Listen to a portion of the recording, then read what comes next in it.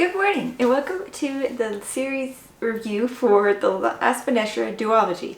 Yes, this way I don't say the same word twice. We'll say it that way. By Emily Thiede. This one was a very intriguing. I liked how it was a different setup and location and style. And we will talk about that today in this spoiler-free review. Yes, I'm going to do it spoiler-free, one for both books, because we'll just talk about it together.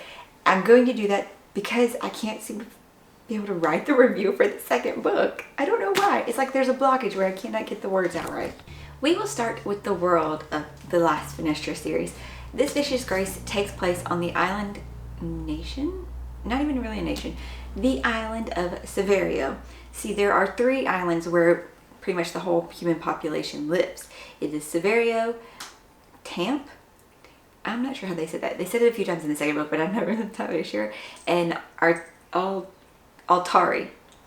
And this is where humanity lives because the goddess Dea raised the sanctuary island from the sea for humanity to take shelter on during the Diverandos, which is when the god Crollo sends demons to try to wipe out humanity because he believes we are not worth saving, that we are just a horrible race that should not be there.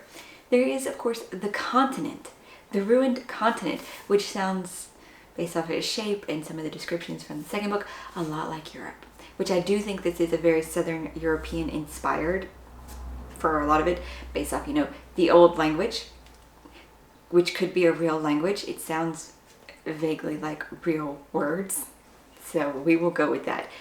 Considering my knowledge of languages isn't great, we're just going to go with probably, and I will put something in here once I have remembered to look it up. These islands, though, are protected from the demon hordes by magically gifted people because Dea, in her bet, sure, let's call it a bet, she said humanity is worth saving and that Crollo is allowed to test humanity to see if, we can persevere. So that is why he sends the demon hordes called the Diverando. And Dea gave humanity 3 gifts, though, to be able to fight off the hordes and prove that, if humans come together, they can defeat anything, that we are worth it, because we care about each other. The first gift is the Finestra, who is a 1 person in a generation per island that is able to magnify others' powers to fight off. And community is supposed to be very important.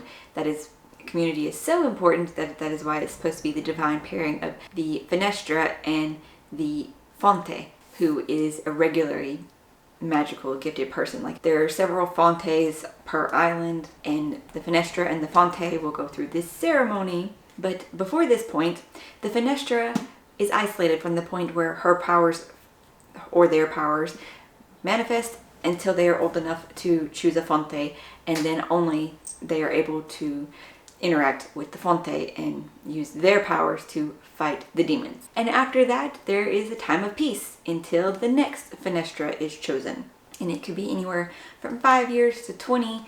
It varies a lot. The third gift that Dea gave, though, was the Fonte delle Guardia, a fountain of healing, pretty much.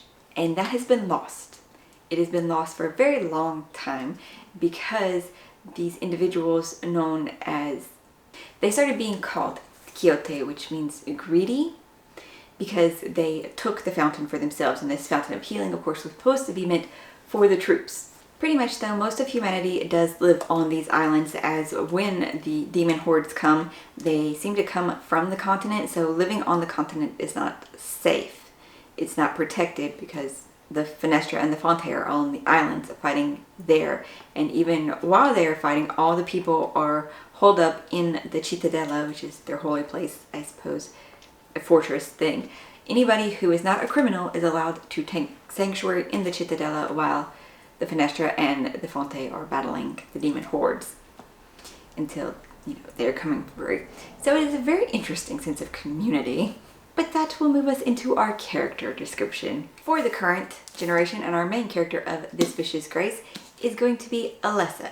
She is the Finestra, and she has spent the past 5 years completely isolated, just living in the Cittadella with the previous Finestra and Fonte, as they're supposed to be training her in her abilities and what to do for the battle. In the back of the book even says 3 weddings, 3 funerals, 1 more chance to save them all. So this is not a spoiler to say that Alessa has already gone through 3 fontes, and each time they try to practice, I suppose, practice how to use the fonte's power so Alessa can magnify it, they die. Like, her power is so strong that it kind of just kills them off. And this is causing a lot of unrest on the island of Severio, where all of this book takes place. Because they know that the battle is coming soon and there is no fonte standing next to the Finestra. So this is causing unrest and worry, and no one is really worrying more than Alessa herself. She doesn't understand why this is happening, and she is so lonely. Like, this is a little girl who spent, her first several years with her twin, with her family, and being so affectionate to everybody and so loving. And part of becoming the Finestra is the Finestra doesn't have a family. Whoever her parents were are supposed to act like they are not their parents anymore. They give them the Finestra to the community. Thankfully, her twin brother Adric does not follow these rules very much. So even though he can't touch her, to hug her, or hold her hand anymore because she would kill him because he has no powers, he still goes and talks to her. He still goes to try to cheer her up. So she does at least have this, but she is just so very isolated, and she knows time is running out, and she is very stressed. However, a lot of people are starting to think that maybe she should not be the Finestra, which this is a divinely chosen thing. It's not like she chose to be it. And so they think maybe if we kill her, a better one will come. And that will lead to the main purpose, not the main purpose of the book. The main purpose of the book is to fight to save the world. But one of the problems of the book and how our secondary character comes in, when Alessa does feel like she is in extreme danger and she can't even rely on her guards, she seeks out and hires Dante, who becomes her bodyguard and helps protect her and helps be her first friend. And their relationship is so cute. The banter, the everything, because he is just this gruff person and she is this ball of sunshine and sarcasm and pervertedness, because even though she's been isolated, she's read books. And so she turns everything into an innuendo, and it is so funny. And they just bring out the best in each other. Dante is hiding a secret, though. He's hiding this extreme secret, which I don't remember. The fate of the world is at stake. And that is how this book plays out. And Dante, because this is all from Alessa's POV. But this one gets to be Dante and Alessa. So you're going back and forth. The only disconcerting part I will say is that sometimes it's within the same chapter. Actually, several times you're going back and forth within the same chapter. In this book, we're following Dante as he is trying to find his place in the world again. He has now been shown something by Dea, and they are trying. But the fate of humanity itself is at stake, and the game has changed. And now, this book, a lot of it will take place on the continent and discovering things. And you're introduced to a lot of new characters that are just okay. One of the characters, though, well, several of the characters that comes into play into this book, but one that if it hadn't taken the part to have the romance of a YA, that it just, instead of having the girl to save the world and their relationship being the key and everything, just her finding a friend, I would have loved just this be a her and Caleb story. No romance, just her and Caleb, because their interactions are funny too once she gets past wanting to kill him.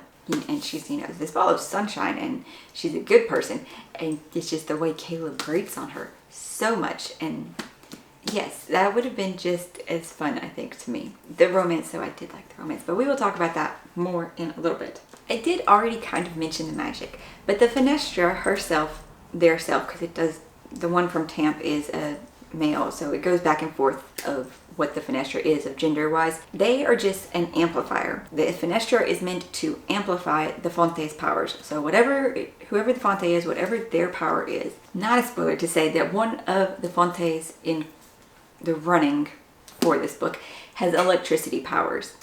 So he can, control electricity, make sparks. In Alessa's hands, she can pretty much shoot things with lightning. She can amplify his power to the extreme, or Another one controls wind, so she could create gale forces and hurricanes, or once she learns to control her power, she could even use it to like just clean dust, blow the dust away from places. The Fontes, though, they can have various powers. As I said, electricity, wind, fire. One of them can manipulate matter to where she can pretty much melt things and then reshape them back like nothing changed. For YA, I would say romance came into play, but at least it is a slow burn. Maybe it's also forbidden. Maybe it's more so forbidden than slow burn, because things kind of happened within a week or so. But the timeline of this one at least did move very fast. Even with it being this many pages, it's still, everything moved kind of very fast. And each of the chapters will say this many days until Diverando, like it counts down per chapter. But the chapters are separated, sometimes several chapters over a day as events are taking place, or just differences like that. It's kind of a slow burn because it's forbidden that they should be together, Alyssa and Dante, of course. Not just because she's a Finestra and he's a bodyguard, but the other things like with his secrets and why it makes it complicated. But they're adorable. They are truly adorable. And one of the things, Dante is against the relationship at first because he's like, you're just lonely and I'm just here. It's not actually me that you like and want to be with. And this could never like be a thing long term. And she has to win him over and around that and be like, no, it is you. And then we get past it, and then in this one is still is kind of a forbidden, mostly because it has to be hidden from our other characters that come about. And we get another side romance that happens too, that's like enemies to lovers kind of, because they are constantly bickering and fighting and getting on each other's nerves. Overall though, this one was a 3.75, which I'd forgotten that I ranked it that. And then this one ended up with a 4 stars. There was still some things that I wish it had more happen. What ended up happening, the big thing at the end, it was different. I did not quite see that one coming. I liked how she played off this instead of having it be this normal big end of the world battle for save humanity. There was a huge twist to that, and I appreciated that and I like that. And then the next to last chapter, I think I almost started crying because I was like, oh, this is sad. She's gonna go there. She's gonna do that. That's sad. Overall though, the series itself, I enjoyed it. Would I have liked more with the world building, with more things coming into play? Probably. Because this one, was a lot of feelings. I mean, I say that like it's a bad thing, but like we could have, I don't know, and not miscommunication, but hiding things from each other. Like both of our characters, Dante and Alyssa, were both hiding something from each other because they didn't want to let the other one know to have to worry about this. So both of them had something that the other one would have worried about, so they both kept it under wraps. And I didn't like it, and it was brought up a lot. That same repetitive thought process. Overall though, I recommend that you read this series because it was interesting. It's 2 books, so it's a very quick wrapped up series to enjoy.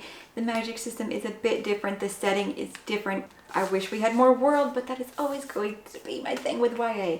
I have to let it go. I really do. I have to let it go. If you enjoyed this video, you can check out some of my other ones, and if you're liking my style, you can subscribe.